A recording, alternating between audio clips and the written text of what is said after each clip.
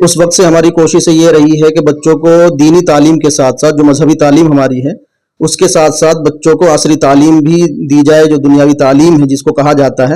حقیقت یہ ہے کہ دنیاوی تعلیم اور دینی تعلیم الگ نہیں ہے، بلکہ دونوں تعلیم کی یکساں ضرورت ہے آدمی کو۔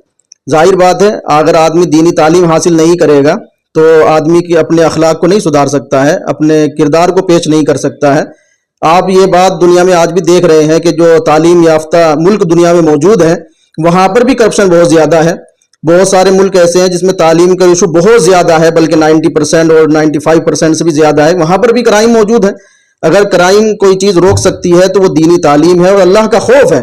اگر آدمی کے دل کے اندر اللہ کا خوف پیدا ہوگا اور یہ استحضار اس کے اندر ہوگا اور ہر وقت اس کے اندر یہ فکر رہے گی کہ میرا مالک اور خالق مجھے دیکھ رہا ہے، مجھے بولتے ہوئے دیکھ رہا ہے، کام کرتے ہوئے دیکھ رہا ہے، میرے ہر عمل کو، ہر ایکٹ کو وہ دیکھ رہا ہے، تو پھر آدمی برائی سے رک جائے گا۔ یہ